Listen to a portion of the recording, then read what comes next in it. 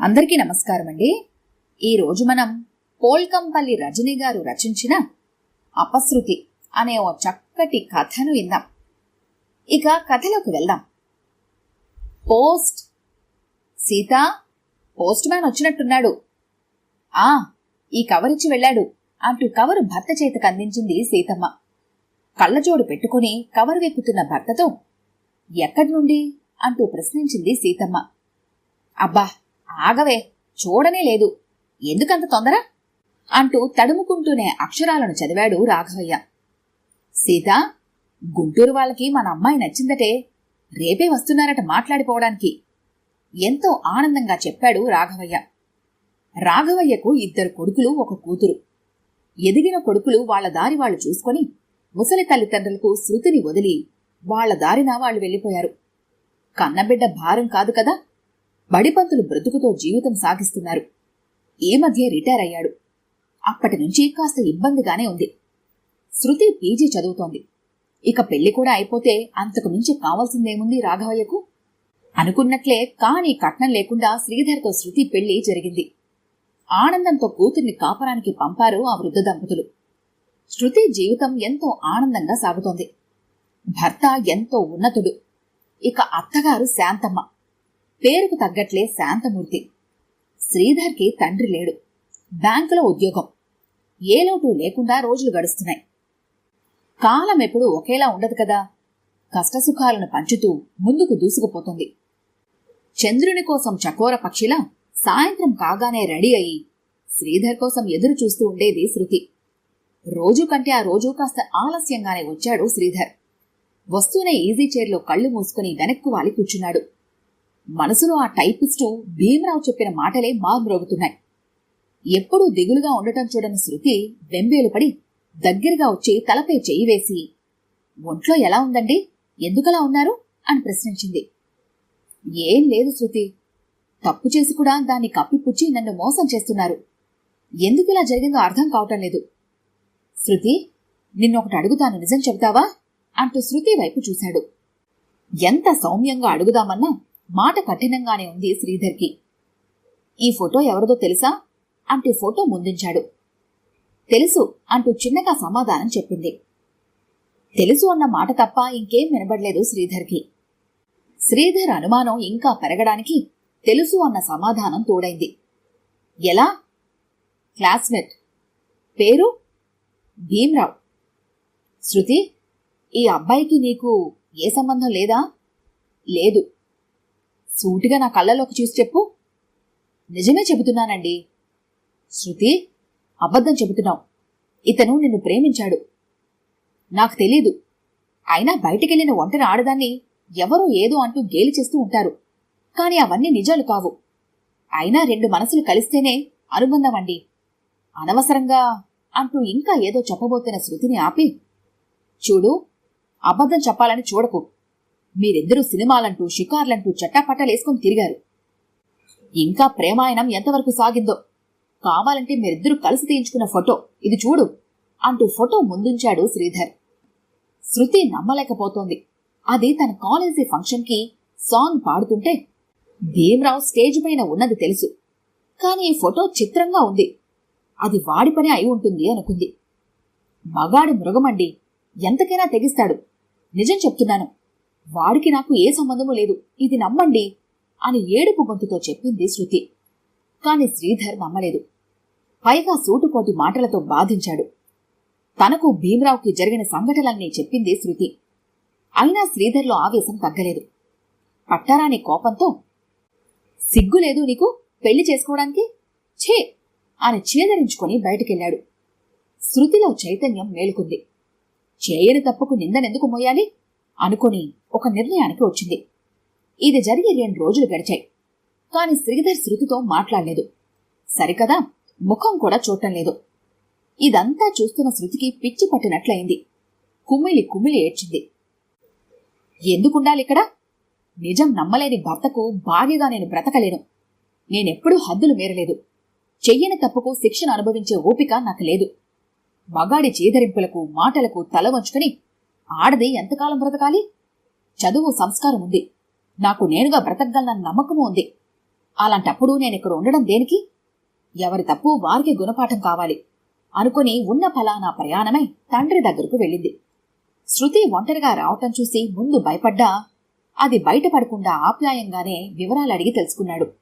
శృతి చెప్పింది విన్న రాఘవయ్యకు కోపం వచ్చింది. కూతురు వచ్చినందుకు మెచ్చుకున్నాడు. శృతి వెళ్లిన విషయం శ్రీధర్ ద్వారా తెలుసుకున్న శాంతమ్మ వెంటనే బయలుదేరి శృతి ఊరు వచ్చింది. అంతా విని బాధపడింది. నువ్వసలే ఒట్టి మనిషివి కాదు, నాతో రామ్మా. పెళ్ళే సంవత్సరమైనా నిండలేదు, ఇలా ఎందుకమ్మా చేస్తారు? పిల్లో పాప పుడితే అవై సర్దుకుంటాయి అంటూ రమ్మని బ్రతిమాలింది. మీరు ఆడవారే ఉండి నాకు ధైర్యం చెప్పాల్సింది పోయి పిరికమందు నూరిపోయడం పొరపాటు. ఇలా ఎంతకాలం మగాడి చేతిలో పావులా ఉండాలి ఆడదే? అలా ఉండడం నా వల్ల కాదు, ఇక నేను రాలేను అని చెప్పి శాంతమ్మను పంపింది శృతి. కాలం ఇంకాస్త ముందుకు వెళ్ళింది. శృతి కాలేజీలో లెక్చరర్గా చేరింది. పాప పుట్టింది. గతం గుర్తుకు రాగానే మనస్సు చువుక్కుమనేది. మగాడి అహంకారానికి ఆడదెప్పుడు బలవుతూనే ఉంది. ఆ భీమ్రావు ఒక వేటగాడు. వాడికి కావాలన్నది దొరికాక కాసేపు తృప్తి పడే రకం. తనను అలానే అనుకున్నాడు. కాని ఎదురు తిరిగి కాలేజీ నుంచి సస్పెండ్ చేయించినందుకు ఇప్పుడు తన జీవితంలో ఆరని మంటలు రేపాడు. కాని శ్రీధర్ ఎంతో గొప్పవాడు అనుకుంది. కాని చెప్పుడు మాటలకి విలువ ఇచ్చి తన కట్టుకున్న భార్యని అనుమానించే స్థితికి దిగజారుతాడని నమ్మలేకపోయింది. మగాడంతే, తనకు లేని శీలం ఆడదానికి ఉండాలి అంటాడు. అయినా ఆడదానుకోనీతి మగాడుకోనీతా? తను మాత్రం తప్పు చేయలేదు. అనుకోకుండా శ్రీధర్తో 3 ముళ్ళు వేయించుకున్నా అవి గాలివానలో విడిపోయాయి. ఇక జన్మలో అవి ముడిపడవు. అవును అంతే అనుకుంది. కాలం మరొక్క సంవత్సరం ముందుకెళ్ళింది. శ్రీధర్ ఏవో కాగితాల కోసం బీరువా వెతకసాగాడు. ఒక చివర డైరీ కనిపించి తెరిచి చూశాడు. అది శృతి డైరీ. డైరీ తీసి పేజీలు తిప్పసాగాడు. ఈరోజు ఆ భీమరావు ప్రేమలేఖ రాసి అందరు అబ్బాయిల ముందు నా చెయ్యి లాగి మరీ చేతిలో ఉంచాడు. అందరూ నవ్వారు, కాని నాకు నవ్వు రాలేదు. అందరి ముందు వాడిని పిసికి చంపాలన్నంత ఆవేశం కలిగింది. అవమానం సహించలేక వెళ్లి ప్రిన్సిపాల్కి చెప్పాను. అతడిలా చేయడం చాలా మార్లు జరిగింది. అందుకు భరించలేక ప్రిన్సిపాల్ భీమరావుని కాలేజీ నుండి సస్పెండ్ చేశారు. విషయమంతా నాన్నతో చెప్పాను. ఆయన, ఏం చేశావనమ్మా, విధి నీ మీద కక్షగట్టింది అంటూ ఏడ్చారు. నా కోసం నాన్న ట్రాన్స్ఫర్ చేయించుకున్నారు. నాకు పీజీలో సీట్ వచ్చింది. తరచూ భీమరావు లెటర్స్ రాస్తూనే ఉన్నాడు. కాని అవి చదివే ఆలోచన నాకుండేది కాదు. అందుకని అవి పడేసేదాన్ని. ఉన్నట్టుండి ఈరోజు భీమరావు వచ్చాడు. బాగా అల్లరి చేసి పెళ్లి చేసుకుంటానని బెదిరించాడు. అందుకు నాన్న భయపడి వాడిని పోలీసులకు అప్పచెప్పాడు. ఇక వాడి బాధ తీరింది. అదెంతో ఆనందంగా ఉంది మాకు. చదువుతున్న శ్రీధర్ కళ్లల్లో నీళ్లు తిరిగాయి. ఆ రోజు అత్యవసరమైన పని కారణంగా త్వరగానే బ్యాంకుకు వెళ్లాడు శ్రీధర్. ముందుగా భీమరావు ఎదురొచ్చి విష్ చేశాడు. ఏంటి భీమరావు, డల్గా ఉన్నావు? ఈ వీక్డేస్ నుంచి ఏమైంది అని అడిగాడు శ్రీధర్. భీమరావు తల వంచుకొని నిలబడ్డాడు. అరే ఏమైంది అంటూ తల పైకి లేపి అడిగాడు శ్రీధర్. భీమరావు కళ్ళనీళ్లు తుడుచుకుంటూ, మా ఆవిడ విడాకులు తీసుకుని వెళ్లిపోయింది సార్ అని చెప్పాడు. ఎందుకు ప్రశ్నించాడు శ్రీధర్. అదే సార్, పెళ్లికి ముందు నేను అమ్మాయితో తిరిగానని అంటూ ఆగిపోయాడు భీమరావు. దాంతో శ్రీధర్, మరి నువ్వు శృతి? అదంతా కట్టు కదా సార్. నన్ను కాదన్న శృతి సంతోషంగా ఉంటే చూడలేక అలా చెప్పాను. కానీ శృతి నిప్పు. ఆమెకి నాకు ఏ సంబంధమూ లేదు సార్ అంటూ శ్రీధర్ చేతులు పట్టుకున్నాడు భీమరావు. ఆ చేతులు విదిలించుకున్న శ్రీధర్, ఛీ, ఎంతకు తెగించావు భీమరావు? నీ మాటలు నమ్మి నా జీవితమే శూన్యం చేసుకున్నాను. అవును, నీకీ శాస్తి జరగాల్సిందే, ఇంకా అనుభవించు అంటూ చేదరించుకుని ఇంటికి బయలుదేరాడు. తల్లి రానన్నా తనొక్కడే శృతి దగ్గరకు బయలుదేరాడు. కాలేజీలో ఎగ్జామ్స్ జరుగుతుండడం వల్ల కాస్త ఆలస్యంగానే ఇంటికొచ్చింది శృతి. ఇంట్లో అడుగు పెట్టగానే శ్రీధర్ని చూసి నమ్మలేకపోయింది. కాని చెప్పులొదిలి ఎదురొచ్చిన కూతుర్ని ఎత్తుకుని లోపలికెళ్ళింది. సీతమ్మ రాఘవయ్య ముఖముఖాలు చూసుకున్నారు. శ్రీధర్కు ఆ నిశ్శబ్దం భరించరానిదిలా ఉంది. ఎలాగోలా ధైర్యం తెచ్చుకొని శృతి రూమ్కి వెళ్లాడు. శ్రీధర్తో పాటు అందరూ వచ్చి మంచం పైన కూర్చున్నారు. నోరు పగిల్చుకొని శ్రీధర్ అన్నాడు, శృతి, నన్ను క్షమించు, తప్పు జరిగిపోయింది. ఇంకెప్పుడు అలా జరగదు, మాటిస్తున్నాను. ఈనాటి నుంచి మనం కొత్త జీవితం ప్రారంభిద్దాం. నిజం, నన్ను నమ్ము అంటూ శృతి చేతులు పట్టుకున్నాడు శ్రీధర్. శృతికి ఆ మాటలు వెక్కిరింపుగా ఉన్నాయి. చేతులు విదిలించుకొని, నీకే అధికారమూ లేదు. జరిగింది గతంలో, గతం గతః. అయినా నిజం కళ్ళు, అబద్ధం చెవులను మరిచి మగాడినన్న అహంకారంతో ఆనాడు నిజం చెబుతున్నా నమ్మలేదు. కన్నవాళ్లనందర్నీ విడిచి నీవే సర్వస్వం అనుకుని వచ్చిన నాకు నీవిచ్చిందేమిటి? కులట, పతిత. ఎందుకంటే నువ్వు మగాడివి. మరి ఆడదానికి కూడా ఉంటాయిగా ఆత్మాభిమానం, మానవత్వం.